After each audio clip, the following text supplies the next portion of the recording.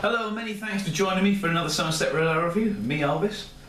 I've got here another reasonably local beer to me, continuing my theme of local beers at the moment. It's the Rushy Mede from the Red Rock Brewery in Devon. When it decides to zoom in, there we go. Premium Pale Ale, handmade in Devon. My experience with this brewery has been a little bit up and down.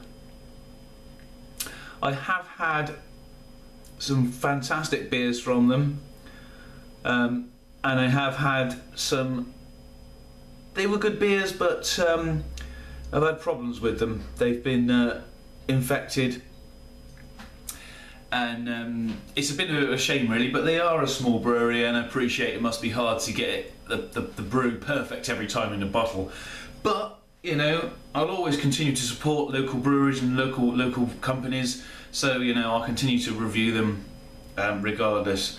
So anyway, Rushy Mede Premium Pale Ale from Red Rock. Where's the ABV on it? 4.4% ABV, brown 500ml bottle. No smoke on the opening, plain gold crown. Bit of rust around the top. I'll just wipe that off with a cloth. No, I won't, because that's filthy. Cloth's dirty in the bottle. Let's hope that this one is going to be a good one. Well, that certainly is pouring pale, which is good. They are bottle conditioned. This looks absolutely flat. Seriously flat. There is conditioning in the base of the bottle. I don't know whether you're going to pick that up on the camera there. Yeah, a little bit concerned at that. It almost looks like a cider. It's pale to golden in colour. It's definitely unfiltered, which is good. No head at all. A couple of bubbles floating on the top. Can't even see any hop oils on there. Let's get a nose in and see anyway.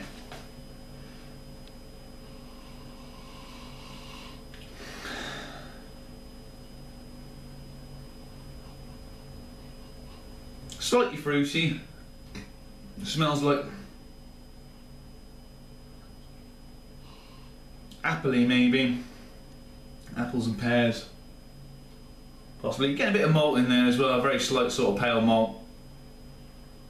But not a lot else. Right, I'm going to dig in and see what happens. Cheers everyone.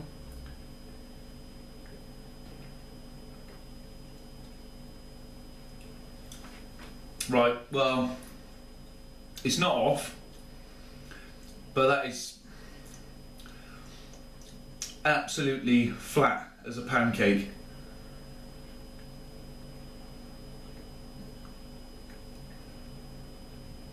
It's so flat.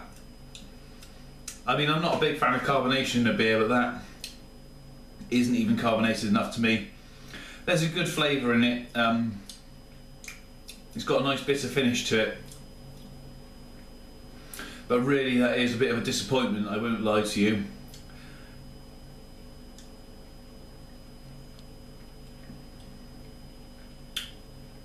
It's just plain. It's not right, the yeast hasn't worked in that, which is a shame, because it's disappointing, because like I say, I want to support these breweries, and I'm sure on cask their beers are outstanding, because it's got the flavour there, so you know, it's got the good starts of a fantastic beer. But this is the sort of review that I really don't want to release, because I don't want to slag off the brewery, because I'm sure they're doing the best they can, you know, and I'm sure they like I say, their cask beers are outstanding, but really they've got a problem with their bottling. The brewer, I forget his name, I do apologise if I'm forgetting it. I think it was John.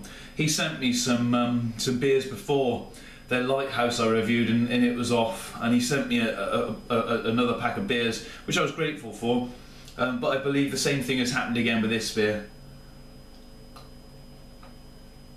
I mean, I want to give this brewery good publicity, because we need more good breweries down here, but this really isn't up to scratch, to be honest. If I could just, I mean, being a reviewer, you sort of know you're going to get bad beers every now and again. I don't tend to worry about it. It doesn't annoy me like some of my mates I know get really cheesed off with when they have a bit of a poor beer, but you know what I'm talking about.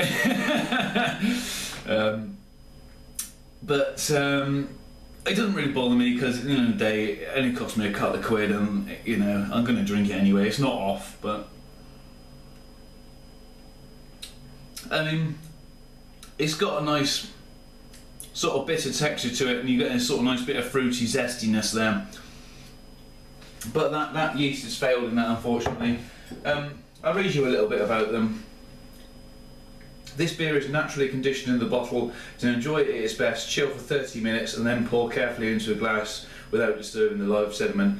Well, I mean, I don't have it chilled because I don't like my beers chilled. So, but it says a premium quality, full-bodied pale ale with a dry hop finish. Well, that's what it is. But like I say, without that carbonation, you're sort of struggling a bit there. Contains spring water, malt, organic hops and yeast. It's definitely, like I say, a lovely flavour on the beer. It's just without that carbonation, it's sort of lacking in something. It's not appalling, but it's not brilliant, which is a shame. I think, to be honest, I'll see that their website, www.redrockbrewery.co.uk. They're worth trying out, honestly, but just beware. If you like a really carbonated beer, then be a little prepared for them.